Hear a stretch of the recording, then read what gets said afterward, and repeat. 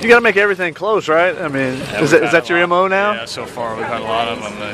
The Cal Poly game was what 2-1-1, and then this one's 2-1-1 extra innings. So yeah, not easy. No easy ones. So. Today you give Kenny Chapman a start. What did you think of his performance? He did enough. He did enough. I didn't think he was fantastic. He was up and behind in the count a little bit, but did a good job. I thought he had that big out where he struck out Davis, and I was pleased with that because in the past he may have folded in situations like that. For him to hang in there and be able to make a really big pitch and punch him out was nice to see him mature. And then you bring back Mahle and Dillon Tate. Are you worried about possibly overusing them a little bit? Absolutely, I mean, after 73 pitches for Mahle on Friday, and he comes back today, it was tremendous though. I mean, what can you say about that guy? We're absolutely worried about him. That's why I DH'd him yesterday, because then I can't use him. I guess I could, but it'd be a lot harder to do it. He came to me yesterday and said, "Hey, I'm good to go, coach." And I said, "Yeah, you're not throwing. Don't worry about it." So they're in pretty good shape. I do worry about Dillon. Using him 3 days in a row, 2 weeks in a row. I thought his stuff was pretty good today, but we've got to get some quality starts. If we can get some quality starts, we may be able to shorten those guys up on Friday and Saturday instead of having to go to them all the time. And how concerned are you with your starting pitcher? Hakame is not able to go again this week. I'm guessing you're hoping he'll be back next week. He'll be back next week. So he threw off the mound yesterday, was fine. Pettibone's still in spring training. It's still fall ball for him.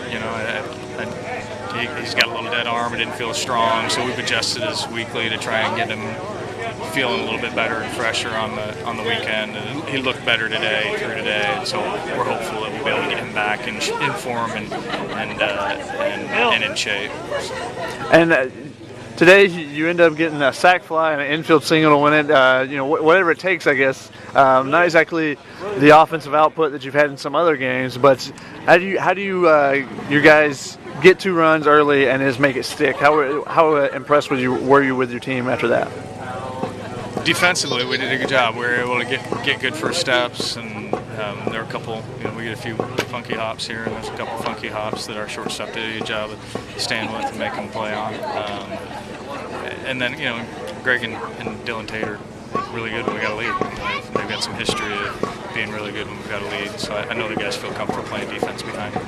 And how important was the series win after you dropped the first 2 to be able to get this rubber match today? Oh yeah, it was huge. It was huge for us. Obviously we lost that series, that would have really put us behind in not only the conference race but the postseason bid. So it was big for us to be able to do that. And I was proud of our guys because they got kicked in the gut pretty good with that loss on Saturday, the Friday loss that ended up happening on Saturday. So to be able to come back and hang in there, and it felt like they had momentum early in every game offensively because we didn't have tremendous starts.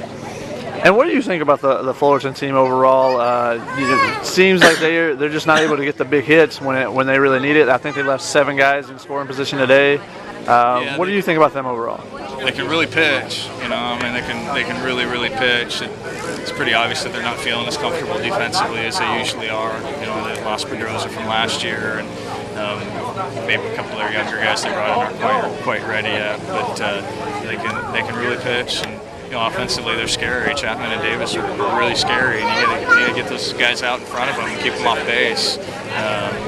So you don't have to give those guys any cookies. But they're scary in the middle of the order. I think if the bottom of their order figures it out and they put a little better defense, they've got enough pitching to be in the College World Series.